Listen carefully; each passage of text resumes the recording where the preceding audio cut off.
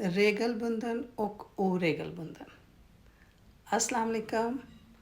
आज की वीडियो में मैं आपको रेगल बंधन और ओ रेगल बंधन के बारे में बताऊंगी। इनका क्या मतलब है और वो कौन से फेल हैं जो रेगल बंधन में आते हैं या इस्तेमाल किए जाते हैं, और वो कौन से फेल हैं जो ओ रेगल बंधन में इस्तेमाल किए जाते हैं। ये सब आज आप इस वीडियो में जानेंगे। वीडियो को आखिर तक ज़रूर देखिएगा।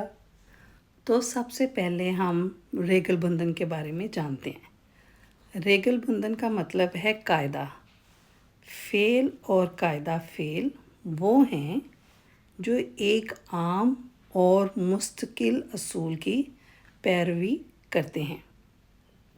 मिसाल के तौर पर यहाँ मैंने एक फेल लिया यानी वर्ब लिया हित्ता। हित्ता का मतलब है ढूंढना। जब इस फेल को प्रेजेंस यानी हाल में लिखेंगे तो फिर लिखा जाएगा हित्तार। हित्तार का मतलब होगा ढूंढता है या ढूंढ रहा है। और जब इसी फेल को हम प्रियतैरितम में लिखेंगे यानी माजी में लिखेंगे तो लिखा जाएगा हित्ता दे। हित्ता दे का मतलब है ढूंढा था या ढूंढा। और इसी फेल को जब हम सुपीनियम यानी परफेक्ट में लिखेंगे यानी माजी करीब में लिखेंगे, जिसके साथ येल्प वर्ब हार या हादे इस्तेमाल होगा, तो फिर लिखा जाएगा हित्तात। हित्तात का मतलब है ढूंढा है। अब हम रेगल बंधन में हित्ता को जुमले में इस्तेमाल करते हैं। सबसे पहले इन्फिनिटिव में वर्ब लिखा जाएगा हित्ता, और जब हम इसको लिखेंगे आत हित्ता तो इसका मतलब होगा ढूंढना या ढूंढना है। जब फेल को प्रेजेंस में लिखेंगे हित्तार, तो जब हम इसको फ़िक्रे में इस्तेमाल करेंगे तो लिखा जाएगा याग हित्तार निकलरना। मैं चाबियाँ ढूंढता हूँ या ढूंढ रहा हूँ। और जब हित्ता को हम प्रियतैरितम वर्ब में लिखेंगे तो लिखा जाएगा हित्ता दे। और जब हम इसको फ़िक्रे में इस्तेमाल करेंगे तो इस्तेमाल होगा याग हित्ता दे निकलरना। मैंने चाबियाँ ढूंढ ली। और जब हम इस फेल को सुपीनियम यानी परफेक्ट में इस्तेमाल करेंगे तो हम येल्प वर्ब के साथ इस्तेमाल करेंगे, तो लिखा जाएगा याग हार हित्तात निकलरना। मैंने चाबियाँ ढूंढ ली हैं। मैंने आपको हित्ता की मुख्तलिफ़ शक्लों के बारे में बताया और साथ हित्ता को मुख्तलिफ़ शक्लों के साथ जुमले में भी इस्तेमाल करके बताया कि कैसे करते हैं। अब जो ख़ास बात है वो ये है कि हित्ता रेगल बंधन क्यों है।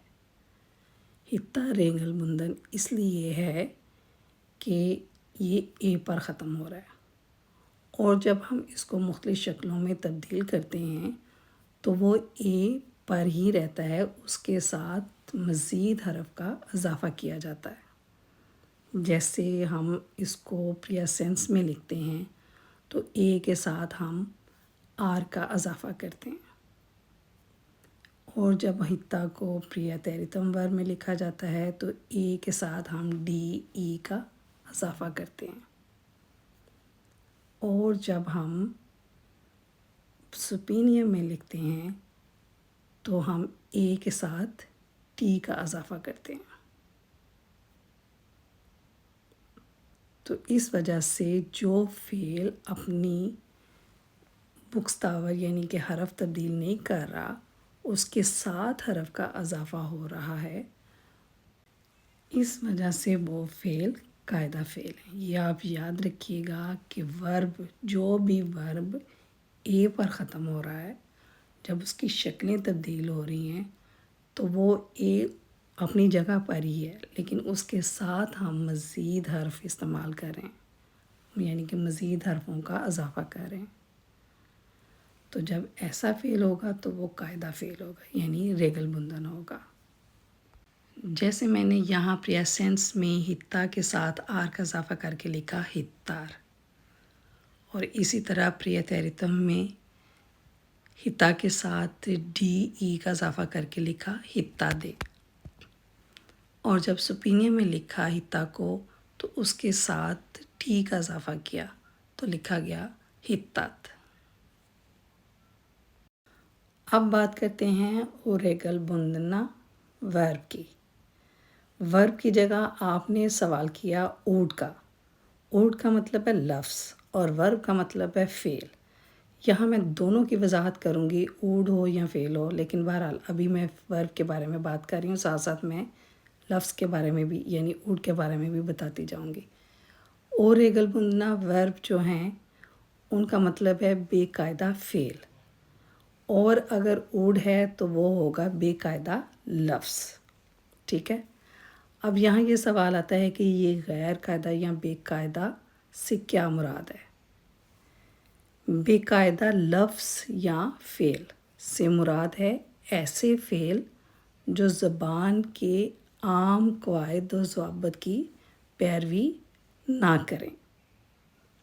यहाँ मैंने आपको फ़ेल का बताया, इसी तरह ही आप बेकायदा लफ्ज़ से मुराद ऐसे अल्फाज हैं जो ज़बान के आम कवायद व ज़वाबित की पैरवी ना करें, यानी ये अल्फाज मखसूस असूलों के मुताबिक नहीं झुकते। ये ज़्यादातर अफ़ाल के हवाले से इस्तेमाल होते हैं, यानी वर्ब्स के हवाले से इस्तेमाल होते हैं, जिनकी मुख्तलिफ़ हालतों यानी मुख्तलिफ़ शक्लों, ज़माने की मुख्तलिफ़ हालतों में शक्लें मुख्तलिफ़ होती हैं। रेगल बुंदना वर्ब या ऊड का मतलब है बेकायदा लफ्ज़। अगर ऊड है तो लफ्ज़ है, अगर वर्ब है तो फ़ेल है। ठीक है। बेकायदा लफ्ज़ ऐसे अल्फाज हैं जो ज़बान के आम कवायद व ज़वाबित की पैरवी नहीं करते, यानी ये अल्फाज असूलों के मुताबिक नहीं झुकते। उनको हम ओरेगल बुंदना ऊड या वर्ब कहते हैं। अब मैं आपको चंद मिसालों के साथ बताऊंगी।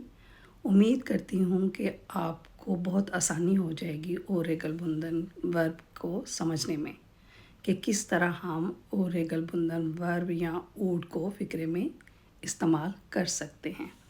मिसाल के तौर पर यहाँ मैंने एक फ़ेल लिया है गोवा। गोवा का मतलब है जाना। जब मैं इस फ़ेल को प्रेजेंट में लिखूँगी यानी हाल में लिखूँगी तो फ़ेल लिखा जाएगा गोर। गोर का मतलब होगा जाता है या जा रहा है। ठीक है। और जब इसी फ़ेल को मैं प्रियतरितम यानी माजी में लिखूँगी तो लिखा जाएगा यिक। यिक का मतलब गया।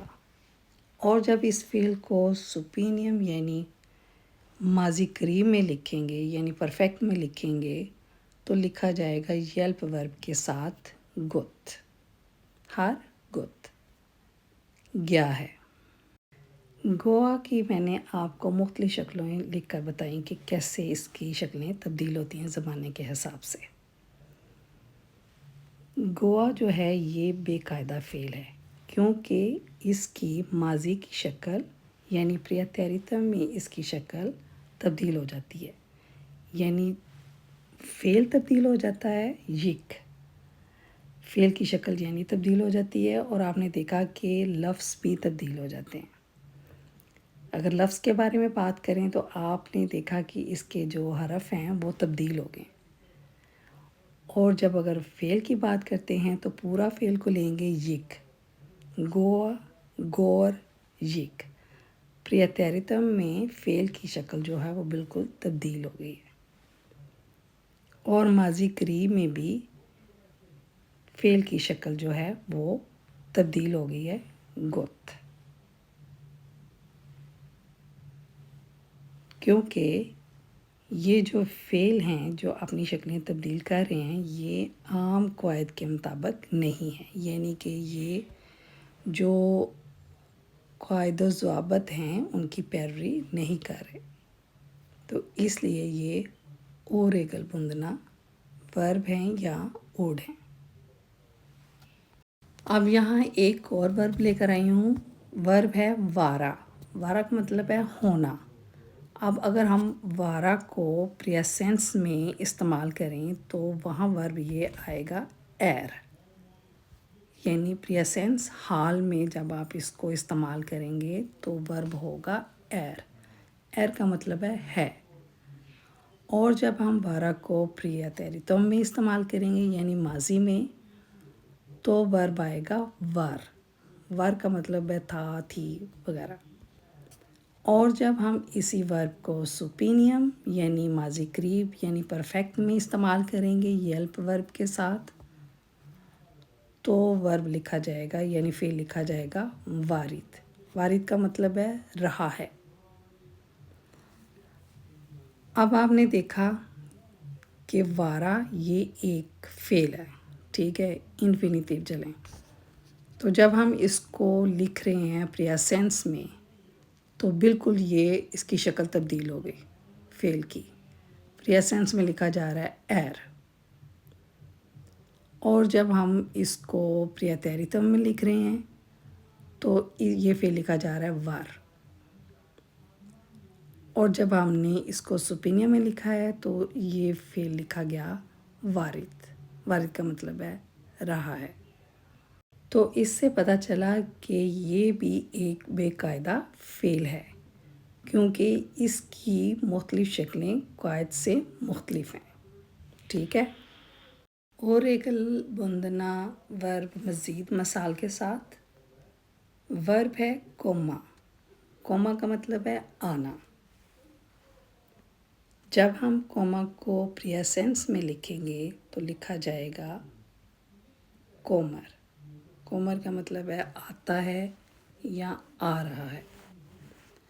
اور جب اسی فعل کو ہم پریتیرتم یعنی ماضی میں لکھیں گے تو لکھا جائے گا کوم۔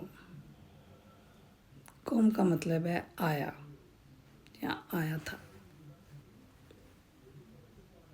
اور جب اسی فعل کو ہم سپینیم یعنی ماضی قریب میں لکھیں گے یلپ ورب کے ساتھ تو لکھا جائے گا کومت۔ کومت کا مطلب ہے آیا ہے۔